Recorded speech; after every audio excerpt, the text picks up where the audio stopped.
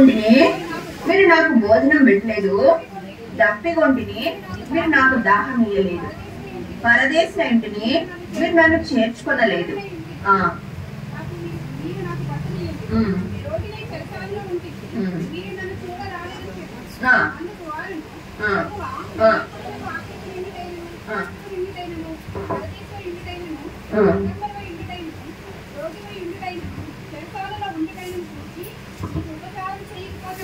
ఆయన అడిగారు. అందుకు ఆయన, మిక్కిలి అల్పులైన వీరిలో ఒకరికైనను మీరు ఇలాగూ చేయలేదు కనుక నాకు చేయలేదని మీతో నిశ్చయముగా చెప్పుచున్నానని వారితో అనింది. అర్థమైందా? ఏం చేసినట్టమ్మా? అంటే తెలియని వాళ్ళకి చెప్తున్నా. ఏం చేసినాడు? ప్రభు అంటున్నాడు, అక్కడ దేవుడు అంటున్నాడు, వాళ్ళతో అంటున్నాడు, చెప్పించబడిన వారితో అంటాడు, నేను ఆకలి కొంటే నువ్వు నాకు ఆహారం పెట్టలేదు, నేను దప్పికొంటే నువ్వు నాకు నీళ్ళు ఇవ్వలేదు. అన్ని లెక్కేసిపోయివన్నీ. ఇంకా అనేక సంగతులు చెప్తాడు. చెప్తే అంటే వాళ్ళకి ఆశ్చర్యమైతుంది. ఎప్పుడు వచ్చినావు ప్రభా మా ఇంటికి? నువ్వు ఎప్పుడు నీకు ఆకలి అయితే మేము అన్నం పెట్టలే. అసలు ఏసు ప్రభు నువ్వు? నీకు ఆకలి కొంటే మేము ఆహారం పెట్టమా? ఎప్పుడు వచ్చినావు ప్రభా అంటున్నారు వాళ్ళు. దేవుడు ఏమంటున్నాడంటే, మిక్కిలి అల్పులైన 45 వీరిలో ఒక్కరికైనా నీవు ఇలాగూ చేయలేదు గనుక నాకు చేయలేదు. దేవుడు యేసు ప్రభు తను ఎవరితో పోల్చుకుంటున్నారమ్మా? మిక్కిలి అల్పులైన సహోదరుడు. ఒకరు సహోదరులని గుర్తుపెట్టుకో. ఎవరినంటాడు తెలుసా? సహోదరులని. దేవుడు చెప్పండి, ఎవరినంటాడు? సహోదరులని. అందరినంటాడా? రక్షించబడిన వారిని. మనం అంతా ఒక కుటుంబం కదా. మనం ఎట్లా ఉండాలి అంటే, ప్రభు ఏమంటున్నాడంటే, ప్రభు రాలేదంట, కానీ మిక్కిలి అల్పులైన సహోదరులు ఆకలి కొన్నారంట. ఆకలి కొట్టే వాళ్ళకి ఆహారం పెట్టలేదంట, దప్పికొంటే నీళ్ళు ఇవ్వలేదంట. అంత దానికి దేవుడు ఏం చేస్తున్నాడు? వాళ్ళని త్యాగానికి పంపిస్తున్నాడు. అర్థమవుతుందా? సహోదర ప్రేమ ఎంత ఇంపార్టెంట్. యేసు ప్రభు తను మిక్కిలి గొప్ప సహోదరులతో పోల్చుకోవాలి. పెద్ద పెద్ద ప్రసంగాలు, పెద్ద సేవకులు, పెద్ద బోధకులు, పెద్ద పరిస్థితులు ఉన్నారనుకోండి, వాళ్ళతో పోల్చుకుంటున్నాడా? అల్పులైన సహోదరులు. అల్పులంటే ఏంటి? పేదరికంలో, ధనంలో అల్పులు, ఆత్మీయతలో కూడా అల్పులే. ఆత్మీయతలో కూడా మాటి మాటికి పడిపోతున్నారు. అసలు వాళ్ళ దగ్గర పోతాము, ఆ దగ్గర కూర్చుంటే ఆ పాపం మనకు అనుకుంటుంది అనుకుంటాం కదా. ఎందుకులే బాబు, నాకు నేను సరిగా ఉంటే చాలు. కానీ యేసు ప్రభు మనకు చూపిన మాదిరి ఏంటి? ఎక్కడ పోయినాడు ఆయన? సమరయ్య స్త్రీ దగ్గర పోయాడు, జక్కయ్య దగ్గర పోయినాడు. ఆయన మనకు మాదిరి చూపించినాడు. అల్పులైన సహోదరులు కదా. ఆమె ఏం చేస్తుందంటే, ఎవ్వరు నీకు కనబడకుండా మధ్యాహ్నం పూట వచ్చి నీళ్ళు పట్టుకొని పోతాం. కానీ ఆమె ప్రభు, ఆమె ఆ ఆత్మీయమైన ఆకలి, ఆ దప్పి కొనిందని ప్రభు ఎరిగిన వాడై ఆమె దగ్గరకు వచ్చి ఆమెకి దప్పిక తీసుకున్నాడు.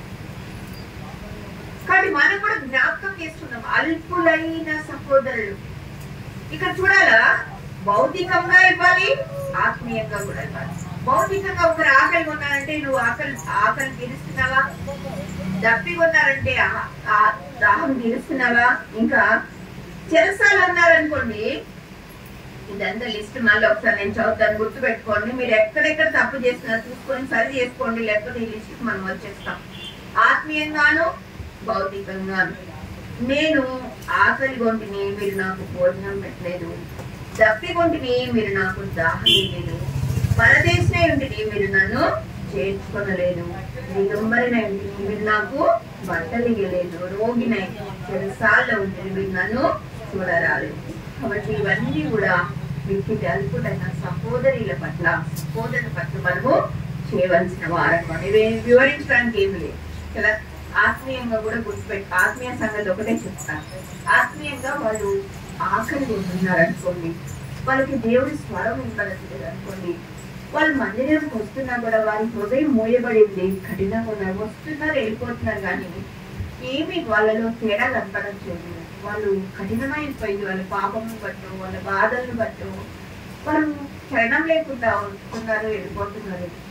నువ్వు విసుక్కోవద్దు, కోప్పడద్దు, ఆవేశపడద్దు. కానీ అలాంటి వాళ్ళని చూసి కనికరించు, వాళ్ళని చూసి ప్రేమించు. నిజంగా నీకు ప్రేమ ఒకవేళ నీ కూతురు ఎట్లుందనుకో, ఏం చేస్తావు? చూసి వదిలిపెడతావా? ఏం చేస్తావా? ఏం చేస్తావు చెప్పండి? ప్రార్థన చేస్తావా? నా బిడ్డ ఎంతో దుఃఖంలో ఉంది నాయన, ఏదో బాధలో ఉంది, నెమ్మదివా, క్షమించవా, ప్రతిపాదుకుంటావా? అదే నీ సహోదరి పట్ల చూపించు, నీ సహోదరి పట్ల చూపించు. కొంతమందిని చూడంగానే మనకి తెలిసిపోతుంది వారి యొక్క కష్టాలు. నువ్వు చాటుకెళ్ళి ప్రార్థించి నువ్వేం పోయి అక్కడ వారు భోజనం పెట్టినక్కర్లే. ఆకలి ఆత్మీయంగా ఆకలి కొన్నారు. ఆ కఠిన హృదయాలు, రాతి వంటి హృదయాలు మెత్తనపరచు. ప్రార్థించు, దేవుడే వాళ్ళకి ఆహారం పెడతారు. అప్పుడు వారు ప్రార్థన ఏం చేస్తారంటే వారి రాతి హృదయాన్ని మెత్తనపరిచి వారి మందిరానికి వచ్చినప్పుడు ఆ మెత్తని హృదయాలు ఆయన యొక్క వాక్కును పెట్టి వాళ్ళలో పనిచేస్తుంది. నువ్వు ఎంత గొప్ప కార్యం చేసినావు తెలుసా? ఆమె సరిగేయబడు, ఆమె కన్నీరు చూడబడు. ఆమె సరిగేయబడితే అయిపోయింది. ఇంకా వాళ్ళ కుటుంబం అంతా మనుషుల్లోకి వచ్చేస్తుంది. ఆమె సమర్పించుకుంటది, ఆమె బలపరచబడుతుంది, ఆమె అనేకుల పట్ల ఉపయోగించబడుతుంది. నువ్వు చేసే చిన్న ప్రార్థన, నువ్వు చూపిస్తే ప్రేమ ఖచ్చితంగా ఆమెను కాదు. మనం ఏం చేస్తాం తెలుసా? పొరపాట్లు. సిస్టర్ నువ్వు అట్లా బాగాలేకుంటే నేను ప్రార్థన చేస్తున్నాను, బాగైనావు అట్లా చెప్పుకుంటామ్మా. నేను చేస్తానండి మీకోసం ప్రార్థన, మీకు బాగుందని చేసేది మనకు లేదు. ఇక్కడే మత్తయి సువార్త 6వ అధ్యాయంలో ఒక మాటలు తెచ్చుకోండి. మొదటి మనుషులకు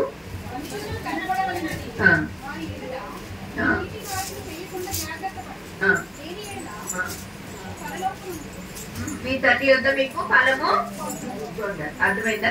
అంటే మనుషులు కనపడాలని వాళ్ళ ఎదుట మన నీతి క్రియలు జరగకుండా జాగ్రత్త చెయ్యి నీతి క్రియలు, కానీ వాళ్ళకి తెలియదని అనుకోరు. అదే మనం చేసే పొరపాటు. అలా చేయడం వల్ల ఏంటంటే, అంటే నేను చేసే పొరపాటు అది. దేవుడు నాతో చెప్పినాడు కనుక నేను సరి చేసుకున్నా కాబట్టి నేను నీకు చెప్తాను. ఫలానా వాళ్ళ కోసం ప్రార్థన చేసిన బాగైంది, ఇంకా అదే టాప్ టాప్. అంటే హృదయంలో ఉండదు, అంతగా చెప్పము, కానీ ఒక మాట చెప్తాం. ఫలానా అంటే అలా చేసిన అంటే మీకు బాగా నాకు కూడా సంతోషం అవుతుంది. ఇంకొకరితో సాక్ష్యం అండి ఇది అంటాం, సాక్ష్యం అని చెప్పుకుంటాం. పైన దేవుడు చూస్తూ ఉంటాడు, ఈమెఏంటి చేసింది ఎవరు? ఆయన కృప. ఆ ప్రార్థనకి ఆ భారం ఇచ్చినవాడు ఆయన. ఆయనకు మహిమ కలుగుకుండా మనకు మహిమ తెచ్చేసుకుంటాం. అప్పుడు ఏం చేస్తాడంటే ఆ కార్యం జరగకుండా ఆగిపోతుంది. ఎంత కష్టం ఆగిపోతుంది. ఇదేంటి ప్రభావ, మొన్న బాగా జరిగింది, బాగుపడింది, ఇప్పుడు మళ్ళీ ఏం రివర్స్ తిరిగిందంటే నీకన్నా నీకు నీవు హెచ్చించుకుంటున్నావు కదా, సరే నువ్వే చేసుకో, నువ్వే బాగు చేస్తావు మంచి. దేవుడు కాకుంటాడు, నీ వల్ల అవుతుందా? అర్థమైందా? మనము వ్యర్థమైన మాటలు మాట్లాడి ఇట్లా మనం చూపించుకుంటూ దేవుని దగ్గర నుంచి ఫలితం రాకుండా చేసుకుంటాం. మరుగుగా ఉండి దేవుడు కార్యాలు చేయమని చెప్తాడు. కాబట్టి నీ సహోదరి అంటే నా ఎక్స్పీరియన్స్ లో చెప్తా. ఏదైనా మందిరంలో ఉన్నాను నేనంటే, బ్రదర్ గవర్నమెంట్ జాబ్ చేస్తారు కనుక అక్కడెక్కడక్కడ వెళ్ళేసి వస్తూ ఉంటాం కాబట్టి ఎన్నో మందిరాలు నేను తెలుసు. ట్రాన్స్ఫర్ నిమిత్తం అక్కడ కొన్ని రోజులు ఇక్కడ కొన్ని రోజులు ఉంటాను కనుక ఒక మందిరంలో ఇద్దరు సహోదరుల మధ్య విభేదం ఉంది. కానీ ఇద్దరు మంచి వాళ్ళే, ఇద్దరు ఆత్మీయులు, పరిశుద్ధులే. అది నాకు ఎంతో మనసు కష్టం లేదు. ఏం చేయాలా? దేవుడు చెప్తా ఉన్నాడు. ఎందుకు నీకు అంటే అది అందరూ చెప్పేవాళ్ళు నాకు పెద్ద నేను పట్టించుకోలే, కానీ నా కళ్ళ ముందు కనపడింది వాళ్ళకి ఒకరికొకరు విరోధ భావం కనపడింది. అయితే నాకు దేవుడు చెప్తాడు, నీకు ఎందుకు కనపడేటట్టు చేస్తానంటే అందరికి ప్రార్థన చేస్తాను, నువ్వు ప్రార్థన చేయమని. అలాగా దేవుడు చెప్పినప్పుడు నేను ఎవరితో లేదు కానీ నేను వెళ్ళి మరుగుగా ప్రార్థన. అంటే ఆశ్చర్యం ఏంటంటే ఇష్టపూర్వకంగా బాగా తెలిసి ప్రార్థన చేస్తాను. దేవుడు కార్యం తీసుకుని వాళ్ళతో సమాధానం దేవుడు అది జరిగిన తర్వాత దేవుడు చెప్తా వచ్చాడు, చూస్తే అమ్మ మందిరం కట్టినప్పుడు సజీవరాలు అవి చెదిరిపోతున్నాయి. సాతానం చేస్తుంటే విభేదం పుట్టించేవాడు ఎవరమ్మా? సాతాను. అవి నీకు కనపడినప్పుడు వాటి కొరకు చాటుగా ప్రార్థన చేయాలి, కట్టబడతాయి. ఇప్పుడు ఒక సంగతి చేసినావు కదా, ఇంకా మందిరంలో ఎక్కడెక్కడ ఏది సంగతి నీకు కనబడతాయి చూపిస్తావు. నువ్వేం చేయాలా? చాటుగా ఆ సంగతులని దేవుడు చూపిస్తాడు. వెళ్ళి తీసుకెళ్ళి ప్రార్థన చాలా త్వరితంగా మందిరం కట్టాలి. ఎప్పుడైతే మళ్ళీ నేను తీసుకొని నేను మీకోసం చేసినా అని చెప్తామా? కొన్ని ఇబ్బందికరమైన పరిస్థితులు అందుకు చెప్పకూడదు. దేవుడు అదే చెప్తాడు. నువ్వు ఫలితం పోగొట్టుకుంటావు. అది చక్కబడిందా లేదు చూస్తున్నావా? నువ్వెంత ప్రయాసపడుతున్నావో. కాబట్టి నువ్వు సంఘంలో ఏవో పనికి మారుదానేమో, నిన్నెవరు పట్టించుకోరేమో, అని పైన దేవుడు నీకు పరిస్థితిస్తాడు. కొన్నిసార్లు అది అంటే నదమైన స్థానంలో ఉంటూ కూడా చెయ్యని పనులు నువ్వు దాగి అసలు అల్పమైన స్థానంలో ఉంటూ కూడా నువ్వు చేయగలవు. దేవుడు అలాంటి అంటే అంటాడు కదా, విధవరాలంట 2 కాసులు కదా. అమ్మో ఆమె మెచ్చుకున్నాడు జీవనం అంతా అంటారు. ఆమెను ఎవరిని పట్టించుకుంటారమ్మా? అని దేవుడు ఎంతగానో. కాబట్టి గుర్తుపెట్టుకో, నువ్వు ఏ స్థానంలో ఉన్నా నువ్వు ఇష్టపూర్వకంగా హృదయపూర్వకంగా చాటుగా ఎవరికి గనపడకుండా దేవుని కార్యాలు చేస్తా ఉండు. పైన దేవుడు ఒకవేళ చూసేవాడు, ఆయన ప్రతిఫలిస్తాడు. కాబట్టి ఆ రీతిగా మన సహోదరులు మన మందిరంలో కట్టబడాలంటే చాలాసార్లు మనం ఏమనుకుంటాం అంటే మిక్కిలి అల్పులైన సహోదరులకి పట్టించుకుంటాం. పట్టించుకుంటా గొప్ప సహోదరులు వచ్చినారనుకోండి, కొన్ని వాటి బోధకులే కావచ్చు, సేవకులే కావచ్చు, వేరే ఊహించినారు వస్తే వాళ్ళకి ఎక్కువ ఇంపార్టెన్స్ ఇస్తాం కదా. కానీ అల్పులకు ఇస్తామమ్మా. కానీ దేవుడు ఎవరితో పోల్చుకున్నాడు? అల్పులైన సహోదరు. అంటే మనం వాళ్ళు తృణీకరిస్తాం కనుక వాళ్ళకి నువ్వు వాళ్ళకి ఇచ్చినా కూడా నాకు ఇచ్చినట్టేనమ్మా వాళ్ళకి. అలా ఉన్న దేవుడు చెప్తాను. కాబట్టి ఇక్కడ కూడా ఏం కనపడుతుంది మనకి? సహోదర ప్రేమ కనపడుతుంది. కానీ దాని శిక్షను కూడా మనం గమనిస్తాం. క్షమించబడతాం, నష్టపరచొద్దు. మనం ఏం రోగి అంటే చూడటానికి వెళ్ళమంటే ఎట్లా వెళ్తామంటే మనము ఏమన్నా అనుకుంటారేమో, కనబడితే బాగుంటుంది ఇట్లా మనుషులు అనుకోవడం కాదు, బయట కూడా అంటాం. ఇన్నోళ్ళు మోపు ఏమన్నా అనుకుంటారని పోవాలేమో కొత్తగా వచ్చిన విశ్వాసులకి. అదే ఎంతరంగంలో ప్రేమ ఉంటారు. వాళ్ళు పోయి పరామర్శించాలా. ఎప్పుడు నువ్వు ఏమి చేస్తావు నీకు కూడా అదే చేయబడుతుంది. అవునా కదా? ఏ కొలతతో కొలుస్తావు? మత్తయి సువార్త 7వ అధ్యాయము 2వ వచనం చదవండి.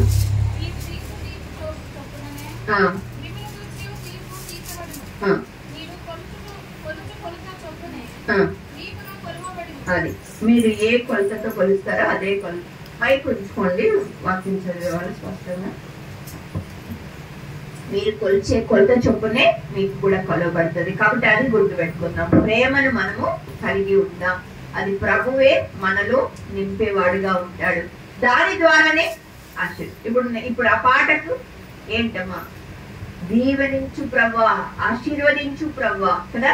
మనం ఇక్కడ ఏమంటే నన్ను విడిచిపోండి అంటున్నాడు. చెప్పించబడిన కారణం ఏంటంటే మిక్కిలి అల్పులైన సహోదరులు నువ్వు చూడలేదు కనుక నువ్వు నన్ను చూడనట్టే కనుక నువ్వు వెళ్ళు. ఇది ఎంత నేరంగా పరిగణిస్తున్నాడు దేవుడు అని అంటే ఆదాము అవ్వల కంటే పెద్ద నేరంగా కనపడుతుంది. కానీ వీళ్ళని పైన ఉన్న వాళ్ళని ఆశీర్వదిస్తున్నాడు, కుడివైపు ఉన్న వాళ్ళని. చూడమా మత్తయి సువార్త 25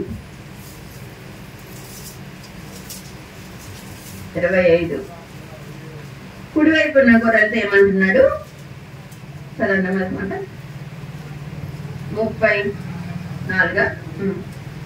నా తండ్రి చేత ఆశీర్వాదం ఎక్కడుందో చూద్దాం. ఇక్కడ నా తండ్రి చేత చదవండమ్మా. తీసుకున్న వాళ్ళు మైక్ అందరికి వినపడాలని నా ఉద్దేశం. నా తండ్రి చేత ఆశీర్వదింపబడిన వాళ్ళారా, రండి, లోకం పుట్టినది మొదలుకొని మీ కొరకు సిద్ధపరచబడిన రాజ్యమును స్వతంత్రించుకొని. నేను ఆకలిగొంటిని, మీరు నాకు భోజనం పెట్టితిరి. దప్పిగొంటిని, నాకు దాహం ఇచ్చితిరి. పరదేశినై ఉంటిని, నన్ను చేర్చుకుంటిని. దిగంబరినై ఉంటిని, నాకు బట్టలిచ్చితిరి. రోగినై ఉంటిని, నన్ను చూడవచ్చితిరి. చెరసాలలో ఉంటిని, నా యొద్దకు వచ్చితిరని చెప్పాను. అందుకు నీతిమంతులు, ప్రభువా ఎప్పుడు నీవు ఆకలిగొని ఉండుట చూచి నీకు ఆహారం ఇచ్చితిమి, నీవు దప్పకొని ఉండుట చూచి ఎప్పుడు దాహం ఇచ్చితిమి, ఎప్పుడు పరదేశం ఉండుట చూచి నిన్ను చేర్చుకుంటుమి, దిగంబరమై ఉండుట చూచి బట్టలిచ్చితిమి, ఎప్పుడు రోగమై ఉండుటైనను చెరసాలలో ఉండుటైనను చూచి నీ యొద్దకు వచ్చితిమని ఆయన అడిగెదరు. అందుకు రాజు, మిక్కిలి అల్పులైన ఈ నా సహోదరులు ఒకరికి మీరు చేసితిరి గనుక నాకు చేసితిరని నిశ్చయముగా మీతో చెప్పుచున్నానని వారితో అను. ఇప్పుడు అర్థమైంది కదమ్మా. మిక్కిలి అల్పులైన సహోదరులకు ఏం చేస్తున్నారు వీళ్ళు? ఆకలిగా ఉంటే ఆహారం ఇచ్చినారు, దప్పిగా ఉంటే దాహం తీర్చినారు, చెరసాలలో ఉంటే చెరసాల అంటే కూడా భౌతికంగా చెరసాల అంతేకాదు ఆత్మీయ జీవితంలో కూడా అనేక మంది బంధించబడినారు శత్రువు చేత. చెరసాల లాంటి బంధకాలను వాళ్ళని మనం పరామర్శించాలి, వారిని బయటికి తీసుకుని రావాలి. వాళ్ళు ఏదో పాపంలో ఉన్నారని విడిచిపెట్టకూడదు, అది దేవుని ప్రేమ కాదు. నీవు అట్లా ఉంటే నీవు కూడా ఒక దినాన శత్రువు చేత బంధించబడినప్పుడు నీకు కూడా ఎవరు ప్రేమ చూపేవాళ్ళు ఉండరు. అర్థమైందా? కాబట్టి నువ్వు అట్లాంటి స్థితిలో ఉన్న వారిని నువ్వు ప్రేమ చూపించాలి. తర్వాత పరదేశులుగా ఉన్న వారిని మనం ఆదరించినట్టు వాళ్ళని అప్పుడు ఏం చేస్తామంటే వాళ్ళని దేవుడు ఏమంటున్నాడు? ఆశీర్వదించబడిన వారులారా. అదేంటమ్మా ఆశీర్వాదం అంటే? ఎన్నెన్నో అనుకున్నాం. ఆత్మీయ ఆశీర్వాదమే నిజమైన ఆశీర్వాదం. గుర్తుపెట్టుకోండి. ఏ లోకంలో మేడలు మిద్దలు ఉద్యోగాలు ఇవి కాదు నిజమైన ఆశీర్వాదం. నువ్వు ఆత్మీయంగా అంతకంతగా ఎదుగుతేనే అది నిజమైన ఆశీర్వాదం. ఆత్మీయ ఇతరులకు ప్రేమ చూపిస్తేనే, క్రీస్తు ప్రేమలను ఆయనలో నువ్వు ఎదుగుతూ ఉంటేనే అదే నిజమైన ఆశీర్వాదం. అనేకుల కొరకు నువ్వు కన్నీరు కారుస్తున్నావు, అనేకుల కొరకు ప్రార్థిస్తున్నావు, అనేకుల కొరకు ప్రయాస పెడుతున్నావు, సహోదర ప్రేమ చూపిస్తున్నావు అంటే అది నిజమైన ఆశీర్వాదం. అక్కడ శాశ్వత జీవం ఉంటది. అక్కడ ఇంకా ఏముంటది? ఇంకేమంటది? నాకు చదివినాం కదా పొద్దున 133 కీర్తనలు ఏముంది? శాశ్వత జీవమును ఆశీర్వాదం కదా వచ్చింది అక్కడికి. ఆశీర్వాదం ఆశీర్వాదం నీకు కావాలంటే నువ్వేం చేయాలా? ఎట్లాంటి సముద్ర ప్రేమ కలిగి. అందుకే వీళ్ళు ఆశీర్వదించబడినారు. వీళ్ళు ఎక్కడికి వెళ్తున్నారు తెలుసా? నిత్య జీవంలోకి వెళ్తున్నాం. ఇక్కడ ఒక వ్యక్తిని మనం చూద్దాము. తొందరగా ఎక్కువ చేయాలనుకున్నా చూద్దాం. 5 నిమిషాల్లో ట్రై చేస్తాను. ఆదికాండం చూద్దామా. ఇక్కడ ప్రభు ఏం చెప్తున్నాడంటే నన్ను విడిచి వెళ్ళిపో అంటున్నాడు. వెళ్ళిపో అంటే వాళ్ళు కంపల్సరీ ఇంకా మరి అటు చెప్పలేదు కాబట్టి వాళ్ళు విడిచి నిత్యాగ్నికి వెళ్ళిపోతారు. ఆదికాండంలో ఇక్కడ అబ్రహాము సంగతి మనం చూస్తాం. అబ్రహాము లోతు సంగతి అన్నమాట.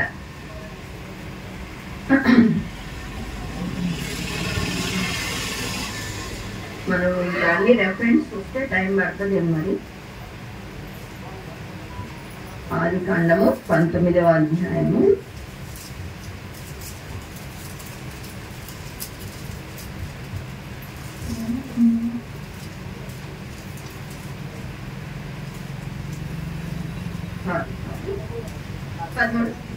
13వ అధ్యాయము.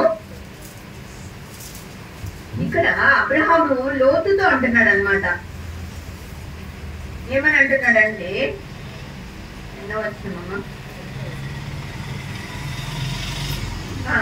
8వ వచనం చూడండి. కాబట్టి అబ్రహాము మనము బంధువులం గనక నాకును నీకును నా పశువులకును కాపర్లకు నీ పశువులకు కలహం ఉండకూడదు. ఈ దేశం అంతా నీ ఎదుటనున్నది కదా, దయచేసి నన్ను విడచి వేరుగా ఉండుము కదా. అబ్రాము లోతు సహవాసం కలిగి ఉన్నారు. అయితే వాళ్ళు విభేదం వస్తా ఉంటే అబ్రామ్ అంటున్నాడు నన్ను విడిచి వేరుగా ఉండు అంటే, లేదు నువ్వు నాకు కావాలా ఈ విభేదాలను తొలగించేసుకున్నాం అని అనలేదు. కానీ లోతు వెళ్ళిపోవడానికి సిద్ధపడ్డాడు. అర్థమైందా? పొరపాటు జరుగుతా ఉంది ఇక్కడ. అంటే లోతు అబ్రహామును విడిచి వెళ్ళిపోతాడు. ఎంతో మంచి సావాసం, దైవ సావాసం విడిచి లోతు వెళ్ళిపోతున్నాడు. ఎక్కడ చూస్తున్నాడంటే ఏదైనా తోటలాగా కనబడుతుంది. అంటే ఏదో తెలుసా? సొదొమ గొమొర్రా ప్రాంతము ఏదైనా తోటలాగా కనపడుతుంది. భౌతిక నేత్రాలకు అట్లా కనపడతా ఉంది. అంటే లోకాన్ని ప్రేమించి లోతు ఏం చేస్తున్నాడంటే అబ్రహాముని విడిచి గుర్తుపెట్టుకో, సహవాసాన్ని విడిచి నువ్వు వెళ్తే ఎంత నష్టం కలుగుతుందో. సొదొమ గొమొర్రా సంగతి మనకి ఎరుక కదా. ఇవన్నీ చదివితే మనకి లేట్ అవుతుంది, గుర్తుంచుకో. అవి అక్కడేమండి అగ్ని గంధకాలతో ఆ పట్టణం అంతా నాశనం అయిపోయింది. అలాంటి పట్టణానికి దగ్గరికి వెళ్ళిపోతున్నాడు లోతు. అక్కడికి వెళ్ళిపోయినాడు కూడా, సహవాసాన్ని విడిచిపోయినాడు. కొన్నిసార్లు అదే పరీక్షలు వస్తాయి. అబ్రాహం లాంటి వాళ్ళు విడిచిపో, నీకు ఏది కావాలంటే అది కోరుకో అంటే మనం అదే కోరుకుంటాం. మన సొంత దాని మీద ఉంటుంది కాబట్టి లోక సంబంధమైన కోరుకొని నేను కోరుకున్నట్టు నీకు జరుగుతుంది కూడా. అక్కడ ఏమైపోతుందమ్మా, అబ్రహాము లోతు తన భార్య, ఇద్దరు కుమార్తెలు ఆ యొక్క సొదొమ గొమొర్రా నుంచి బయట ఏది కోరుకున్నాడు, ఏదంతో అది మొత్తం అది అగ్ని గంధకాలు నశిస్తుంది. మళ్ళీ అక్కడి నుంచి కూడా కేవలం అబ్రహాం ప్రార్థన బట్టి లోతును దేవుడు పక్కకు తీసుకొస్తాడు. ఎవరెవరిని? లోతు భార్యని, ఇద్దరు ఆడపిల్లలు. లోతు భార్య ఏమైపోయింది ఇక్కడ కూడా? ఎందుకైంది? వెనక్కి తిరిగి చూడొద్దంటే ఆమె ఏమి విడిచిపెట్టలేకపోతుంది. అర్థమైందా? విడవాల్సింది దేవుని బిడ్డల సహవాసం కాదు, లోకాన్ని నువ్వు విడవాలా.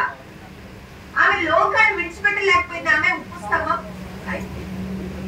లోతు తర్వాత ఇద్దరు బిడ్డలు సంగతి. అక్కడ కూడా లోతు దేవుని మాట వినాలి. ఇక్కడ ఉందా అంటే అక్కడ ఉండలేదు, నాకు అది కావాలన్నాడు, అక్కడ చూడమన్నాడు, ఓకే అన్నాడు. కొన్నిసార్లు దేవుడు కూడా ఎక్కువ మాట్లాడు. నువ్వు ఏది కావాలంటే అంటే ఒక స్టేజ్, ఆత్మీయ స్టేజ్కి వచ్చినప్పుడు నువ్వు ఏదైనా సెలెక్ట్ చేసుకునే విషయంలో చాలా జాగ్రత్తగా ఉండాలి.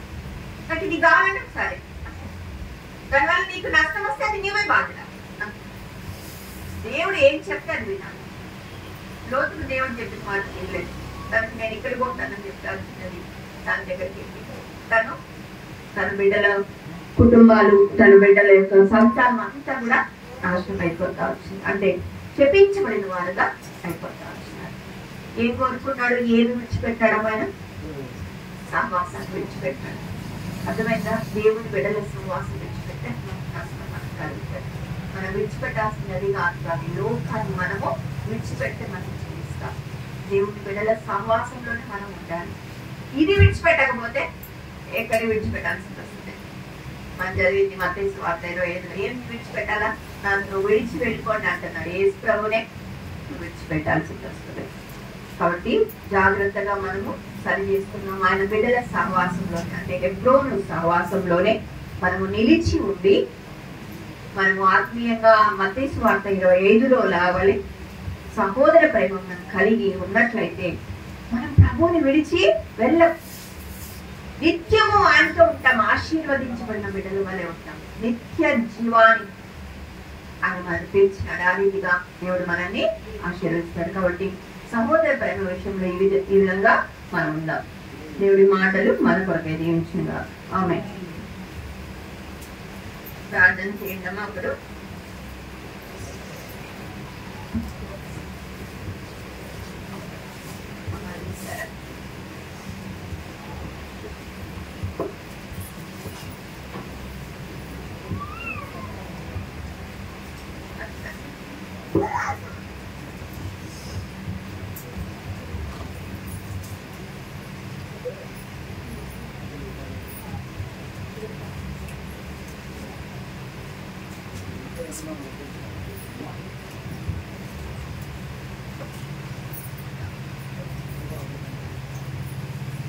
ప్రేమగల ప్రభువా, పరిశుద్ధమైన దేవ, దయగల తండ్రి, కనికరం గల దేవ, ఉదయకాలం నుంచి వరకు మీ సన్నిధి, మీ సహవాసం, మీ నడిపింపు మాకు అనుగ్రహిస్తూ ప్రభావ మీలో ఆనందించే కృపను మాకు ఇస్తున్నందుకై మీ కృతజ్ఞతాస్తుతులు తెలియజేస్తున్నాం.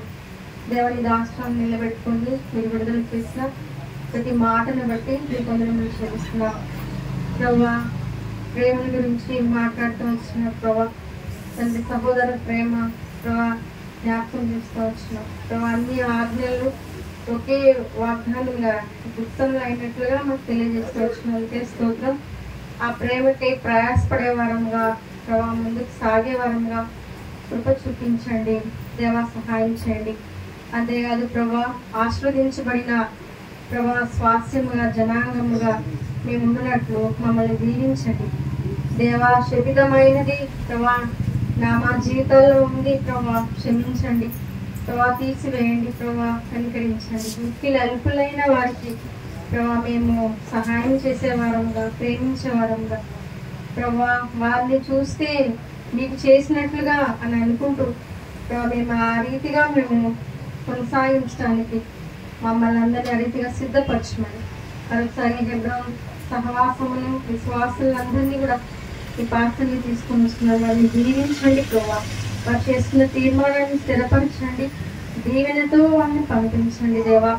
దేవా సహాయం చేయమని యేసుక్రీస్తు వారి శ్రేష్టమైన నామమున స్తుతించి ప్రార్థిస్తున్నాను తండ్రి. ఆమేన్.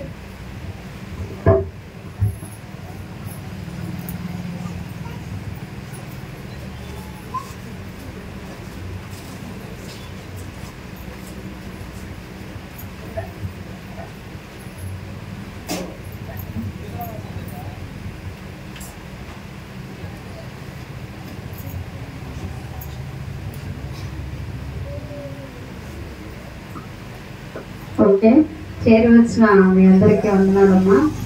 చాలా సంతోషం, చక్కగా వచ్చారు. తర్వాత ఇప్పుడు మనకి చివరి ప్రార్థన చేసిన తర్వాత మనకు అక్కడ భోజనం వడ్డించబడుతుంది. మన కోసం అన్ని సిద్ధం చేశాడు. భోజనం చేసిన తర్వాత మరలా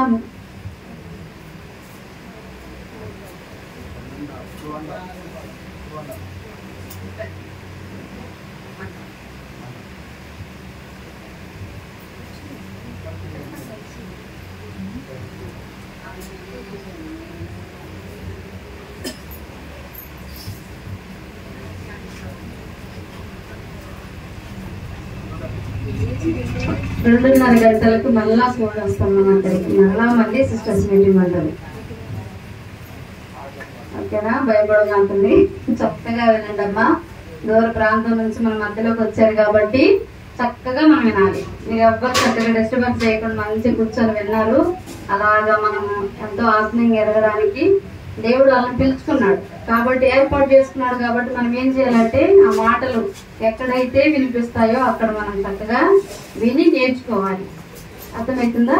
సరే, ఇవి మనం ఈ ముగింపు ప్రార్థన అయిపోయిన తర్వాత భోజనం చేసి అందరూ, ముఖ్యంగా స్థానికులు గమనించండి. దూర ప్రాంతం నుంచి మనం ఎవరినైతే ఆహ్వానించామో వారికి ఫస్ట్ ప్రిఫరెన్స్ ఇవ్వండి. వాళ్ళు తిన్న తర్వాత మనం వాళ్ళకి ఏమేమి కావాలో అవన్నీ మనం అందించి తర్వాత మనం తినేసి ఫాస్ట్ గా మళ్ళీ ఇక్కడ చేరి వస్తాం. సేవకురాళ్ళు ఎవరైతే ఉన్నారో వాళ్ళు ఇంట్లో దేవుని సేవకుని ఇంట్లో భోజనం వడ్డించబడుద్ది. ముఖ్యంగా గమనించండి, అన్నిటి కొరకు మళ్ళీ మధ్యాహ్నం జరిగేపోయే దాని కొరకు రాత్రి కోడికి రేపు యానివర్సరీ మీటింగ్ ఉంటుంది. వీటన్ని కూడా చక్కగా దేవుడు మనకు సహాయం చేసేటట్లుగా నిలబడుతున్న బిడ్డలందరూ కూడా ఆత్మపూర్ణంగా బలపడినట్లుగా, దేవుడు అభిషేకించినట్లుగా, దేవుడు మనకి ఏదైతే వాక్యం సిద్ధపరిచిండో అది మనకి దేవుడు అనుగ్రహించినట్లుగా మీరు కూడా వ్యక్తిగతంగా ప్రార్థన చేయండి. మీటింగ్కి వస్తున్నాం వెళ్ళిపోతున్నాం అనేది కాదు, కానీ వ్యక్తిగతంగా ఏ మీటింగ్కి వచ్చినా మొట్టమొదటిగా మనం ప్రార్థన చేసుకోవాలి. నా వ్యక్తిగత జీవితంలో నాతో మీరు ఏం మాట్లాడదలుచుకున్నారు అని మీరు ప్రార్థన చేసినప్పుడు మీకు క్లారిటీ వస్తుంది. అప్పుడు మీకు దేవుడు సహాయం చేస్తాడు. అడిగిన కొలది చక్కగా దేవుడు మీకు సహాయం చేస్తాడు. కాబట్టి గమనించండి అమ్మా. అందరికి ప్రైజ్ లార్డ్.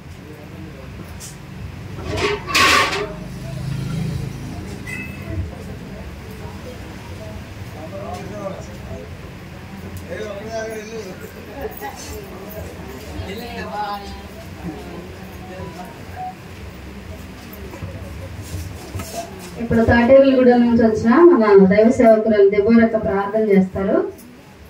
చివరి ప్రార్థన చేసుకుని ముగించుకుందాం.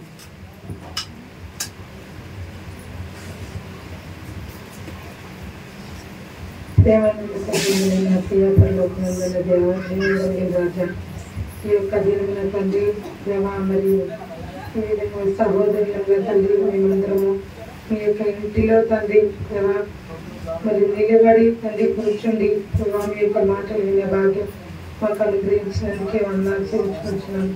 మరి ఉత్తమమైన దాన్ని ఏర్పాటు చేసుకున్నదని మీరు ప్రశంసించిన వారుగా ఉంటున్నారు దేవా.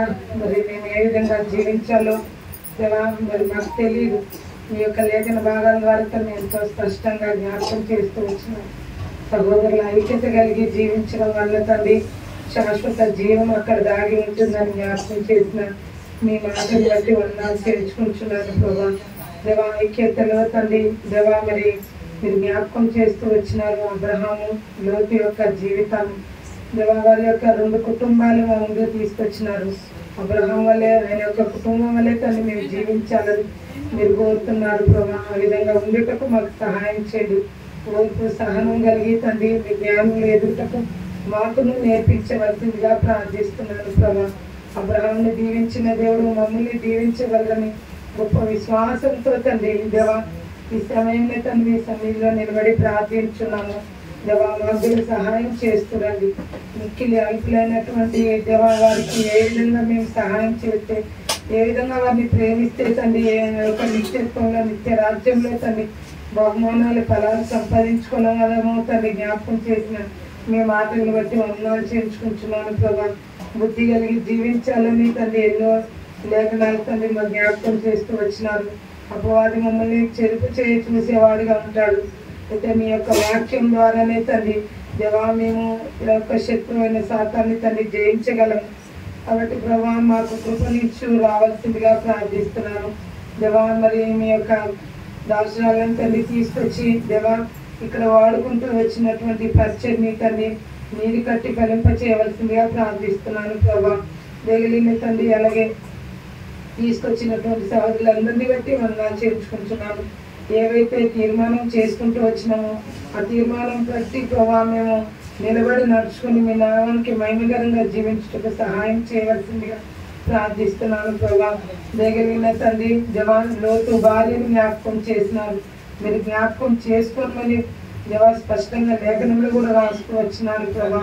నిజమే వెను తిరిగే తండ్రి జీవితం కాకుండా తండ్రి దేవా మరి దేవా నీతివంతులు ధైర్యంగా ముందుకు వెళ్తారు సింహంలో అని లేఖనాల్లో రాయబడింది. ఆ విధంగా తండ్రి ఎన్ని శ్రమలు ఇరుకులు ఇబ్బందులు వచ్చిన అబ్రహాం వల్లే ముందుకు సాగుటకు మాకు సహాయం చేయండి దేవా. మరి శారా కూడా తండ్రి ఆమె ఎంతో జ్ఞానయుక్తంగా తండ్రి దేవా మరి తన యొక్క కుటుంబాన్ని ఏ విధంగా చక్కదిద్దుతూ వచ్చిందో ఆ విధంగా మేము దేవా జ్ఞానం ద్వారా తండ్రి మా యొక్క కుటుంబాలు మా సంఘాన్ని బాగు చేసుకుంటే సహాయం చేస్తూ రావాల్సిందిగా ప్రార్థిస్తున్నాను. వారు తండ్రి అబ్రహాం తండ్రిగాను దేవా శారా తల్లిగా జీవించు వచ్చినారుగా ఉంటున్నారు. మేము కూడా రాబోయే తరముకు తండ్రి దేవా మీ యొక్క లేఖన భాగాలు వివరించాలంటే లేఖనానుసారంగా నడుచుకోవాలి. దేవా మీరు జ్ఞాపకం చేస్తూ వచ్చిన ప్రతి లేఖన భాగాన్ని బట్టి వందనాలు చెల్లించున్నాను ప్రభా. మిగిలిన సమయాన్ని కూడా జీవనకరంగా ఆశీర్వాదకరంగా మాకు మార్చవలసిందిగా ప్రార్థిస్తూ ఈ పరిచయాన్ని జీవించి ఆశ్రయించమని సహవాసం జీవించమని ప్రార్థిస్తూ యేసుక్రీస్తు ప్రభు ఘనమైన నామం పెట్టిన ప్రార్థన విన్నప్పుడు మరి పెడుతున్నాం.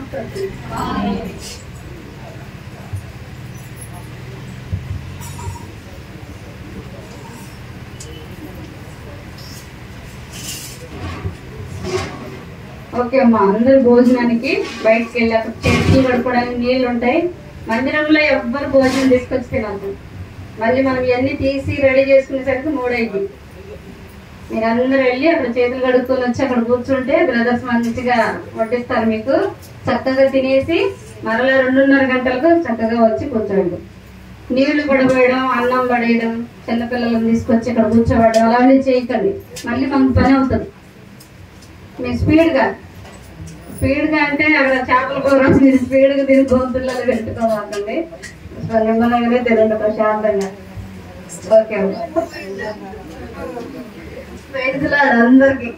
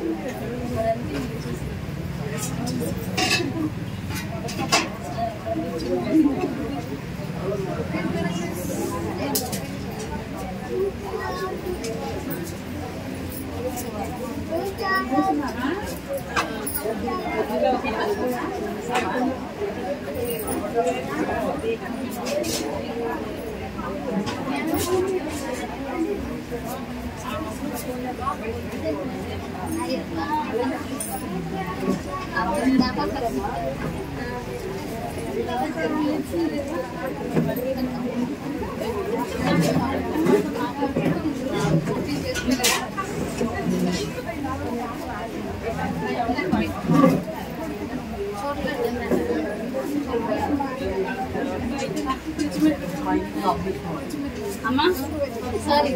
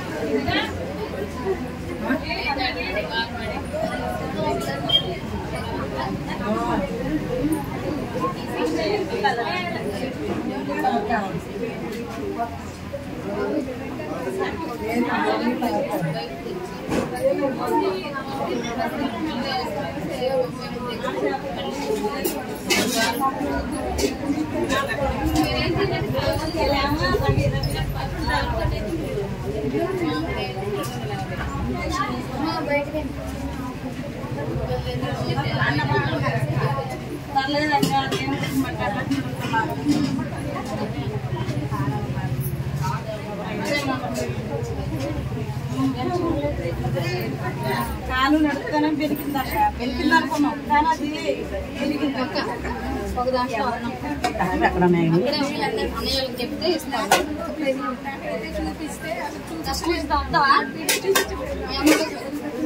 మళ్ళీ ఏం చేయాలి అక్కడికి వెళ్ళి కూర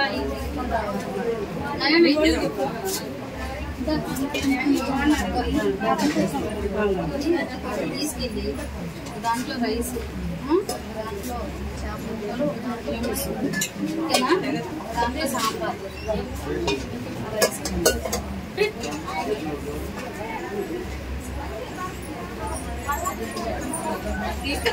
అరే నువ్వు కూడా ఇంకేమైనా ఉంటే తీసుకొచ్చుకోరా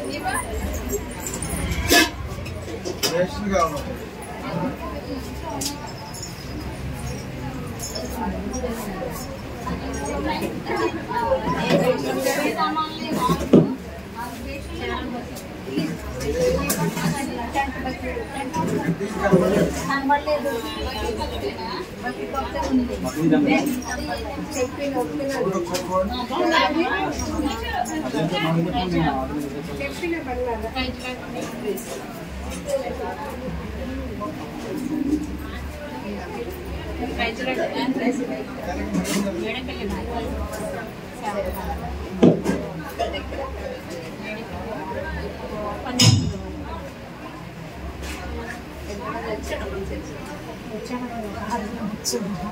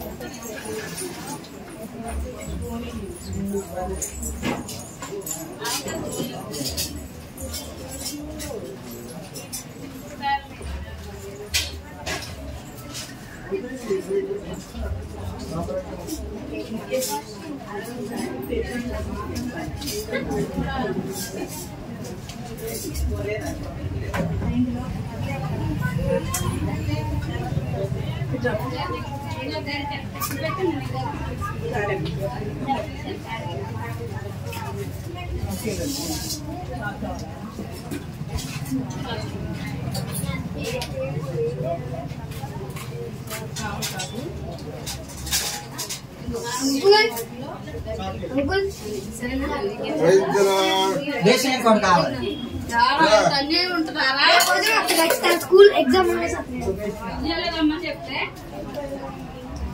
చాకా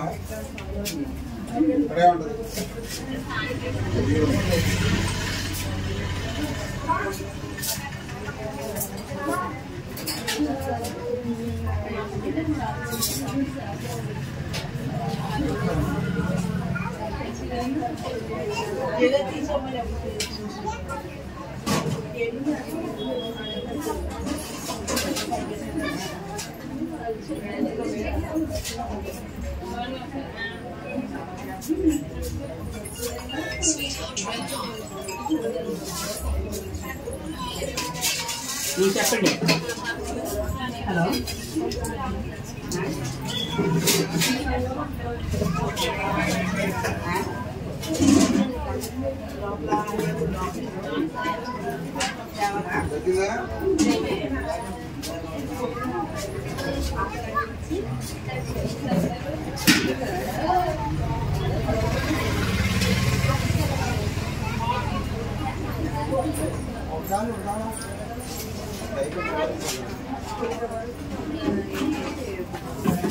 అక్క అక్క